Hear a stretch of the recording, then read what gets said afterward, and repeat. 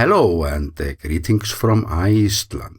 This time I will be talking about our culture, our food, or this little addition to a playlist that I made a while ago covering the old Icelandic food.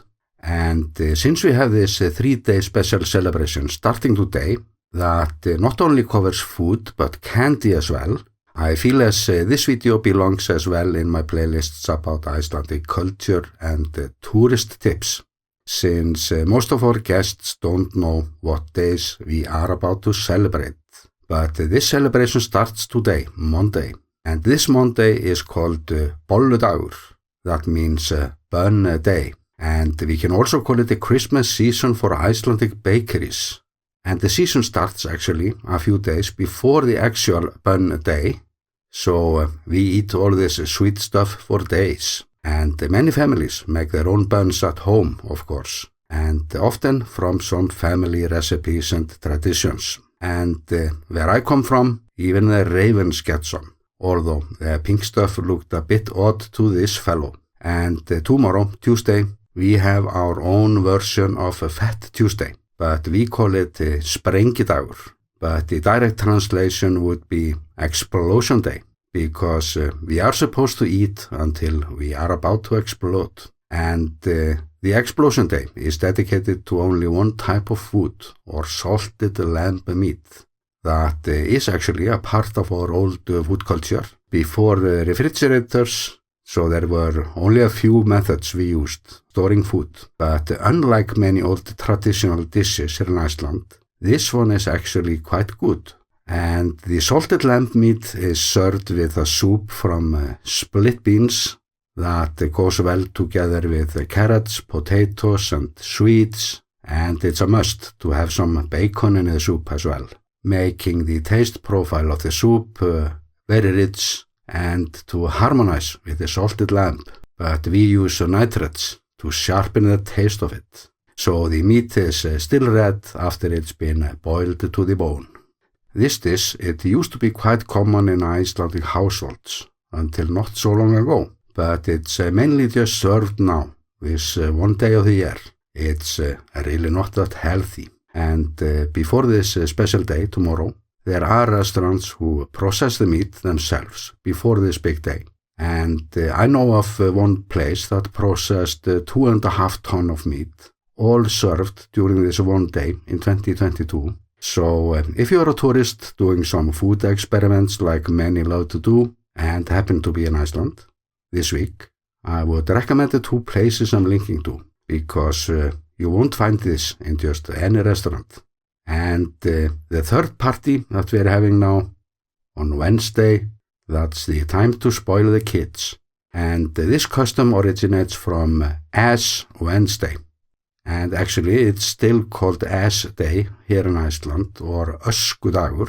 But the traditions around this day have taken some twists and turns through time. And it actually originates in my old hometown up north, Akureyri. For decades, this was a tradition only practiced here. For the day when the kids don't have to go to school, they get all dressed up in costumes, take off early in the morning, visiting as many businesses, stores and offices as they can, and sing for candy.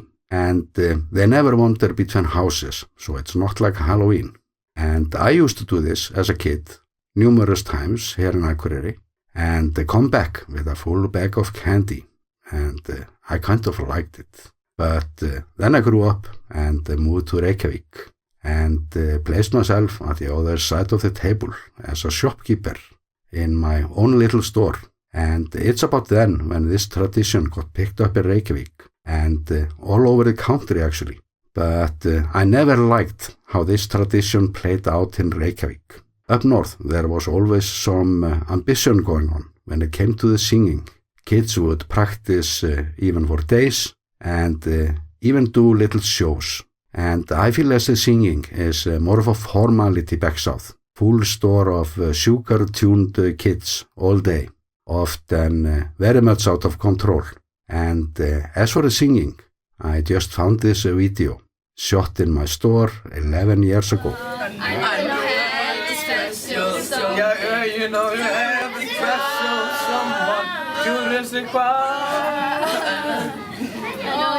I know you have special something. Okay, Luckily, my little mobile phone store was never located downtown, where my colleagues suffered the most.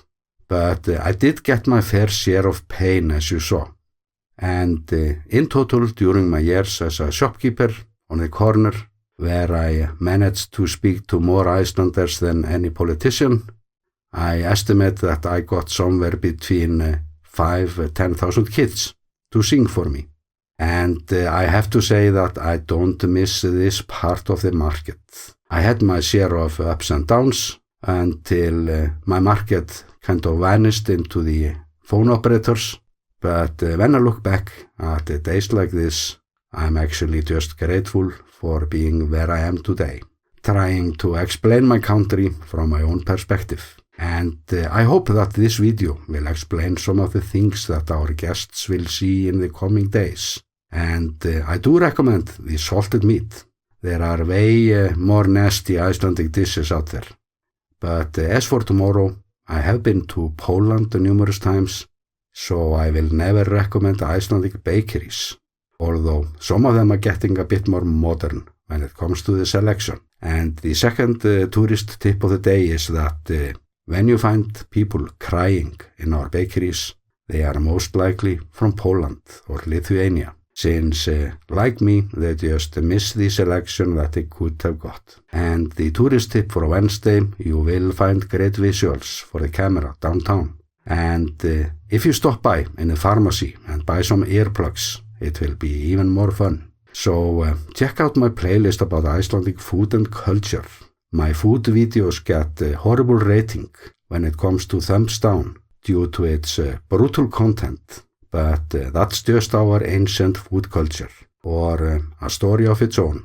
And with that, I'm sending you my best regards from the country without proper bakeries, Iceland.